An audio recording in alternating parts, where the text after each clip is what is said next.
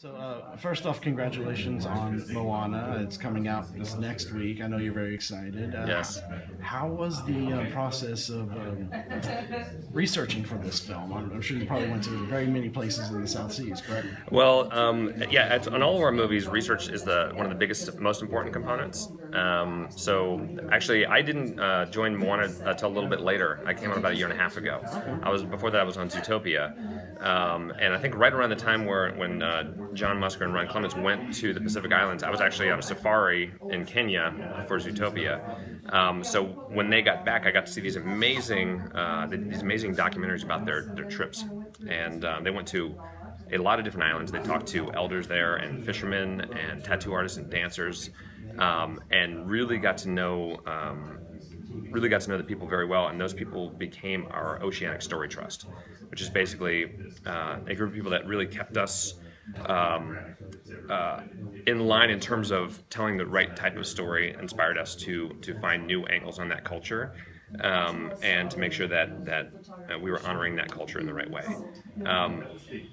Seeing to me that there was one moment where I didn't just get to see those things in a documentary. I actually got to go to Hawaii and meet the Pacific Voyaging Society, and they actually took me out on one of their traditional ocean voyaging canoes, these huge double-hulled canoes, and to learn the art of wayfinding. I only had one day of that. Literally, it takes a lifetime, but we're going to give you the one-day version of it.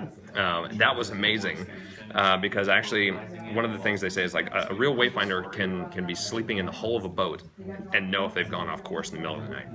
And I said, that sounds like a nice story, but that can't be true. And when I was on the boat, they showed me how that would be possible, and it's ingenious and amazing. And so I think for all of us, we were really, really impacted by that and honored that they would take us out there at all. But more importantly, I think it really allowed the movie to have this authenticity that you can't get if you don't actually get out there and do the research on your own. Is there a particular legend or story that inspires this movie, or is it an amalgamation of many? Well, there's sort of two major buckets for that. One is 3,000 years ago, the people of the Pacific Islands voyaged all throughout the Pacific, and then for some reason, 3,000 years ago, they stopped. And they stopped for 1,000 years, and nobody knows why. That's the true history. But then after 1,000 years, they began to voyage again across the Pacific, and that's when they found Hawaii, and then actually circled all the way back and discovered New Zealand. And so that was the jumping off point that Ron and John came up with to say, okay, why did it stop? And then who is the one that started it again? And so the idea that maybe our hero Moana is the one who started it again was the jumping off point for her story. For the Maui character, there are stories of Maui throughout the islands, and actually every island they have a slightly different version of who he is, his backstory, the type of personality he has, and so we did a lot of research into there's so many different versions of who Maui could be. Which ones do we think will resonate the most and be true to the time period? So, for instance, Samoa has a different version of Maui than Hawaii did. But in our movie, Hawaii hasn't actually been found by the Pacific Islanders yet. And so we wanted to kind of focus on more Samoan versions of who Maui could be.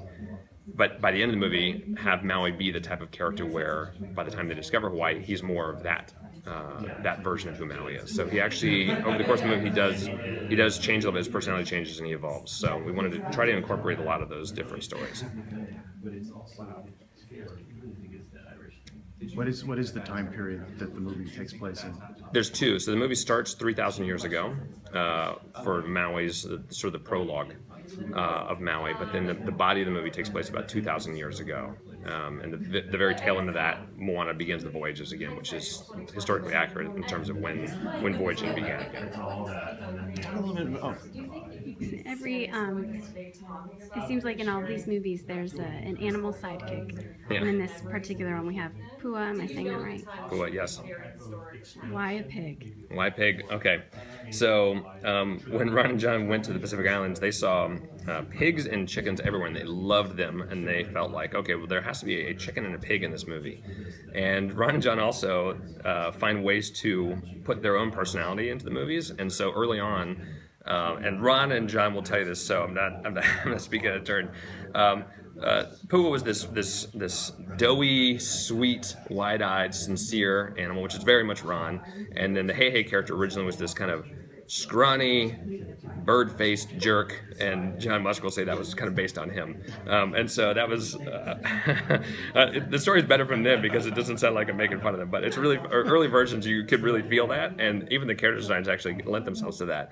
But in the movie itself, actually there was a lot of debate over which.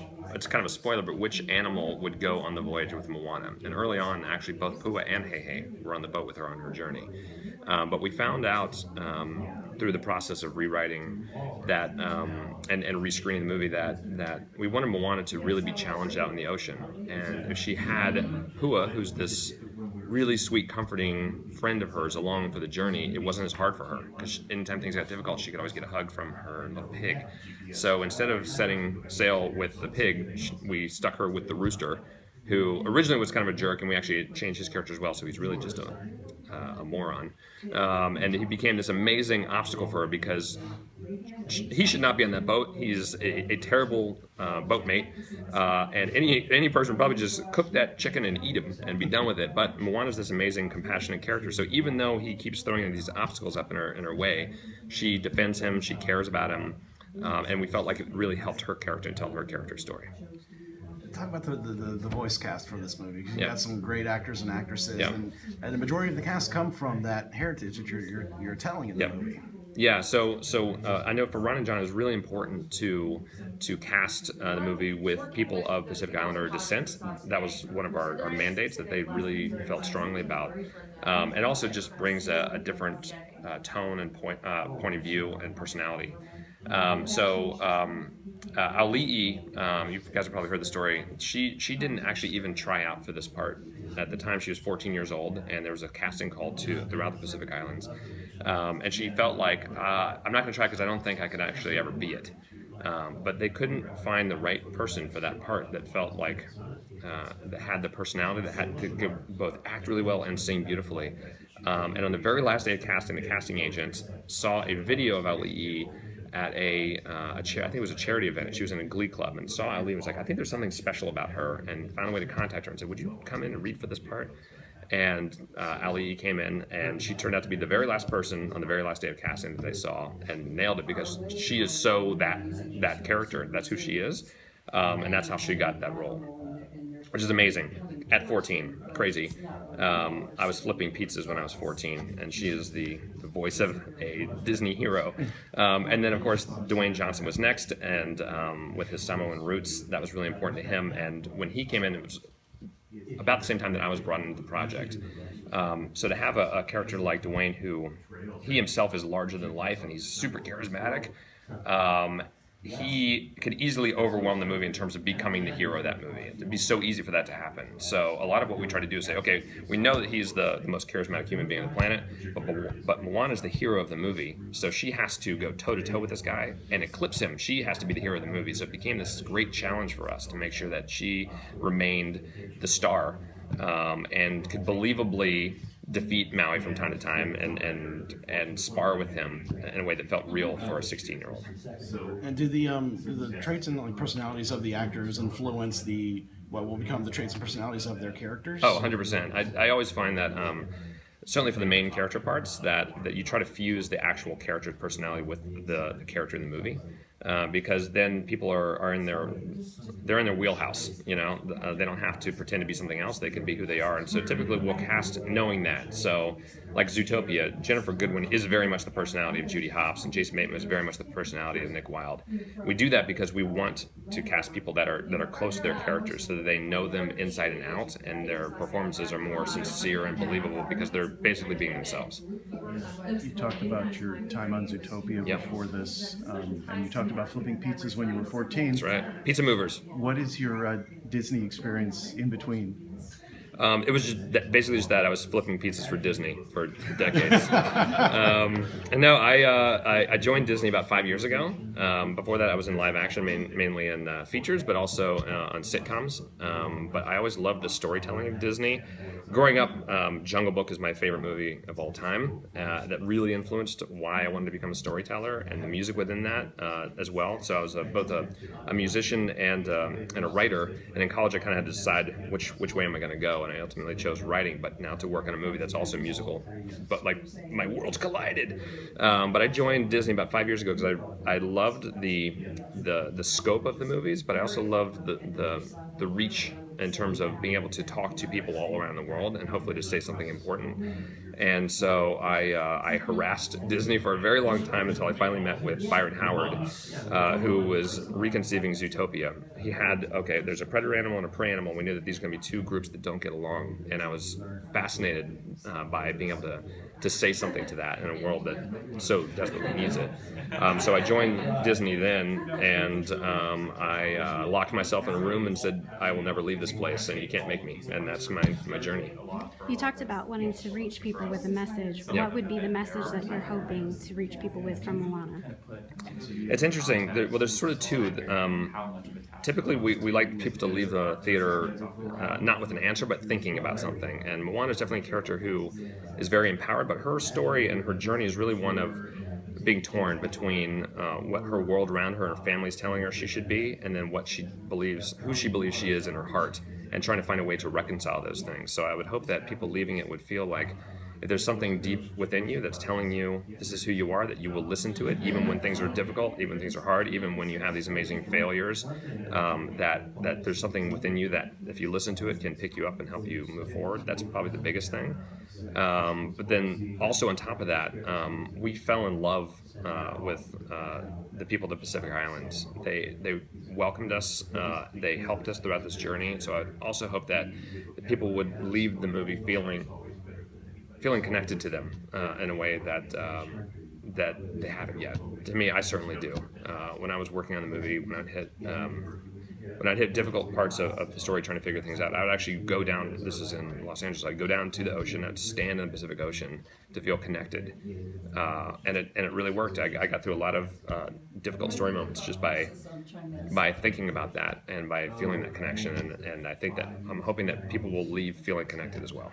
The music, I've already downloaded the soundtrack and I'm in love with the music. Am I saying, is this Lin-Manuel Miranda's first big project outside of Hamilton? Yep. How was it working with him? Amazing. I mean, it's funny. Ron and John actually met with him before Hamilton ever hit the stage. So when they were meeting with him, they said, "What are you working on?" He goes, "Oh, because they loved In the Heights."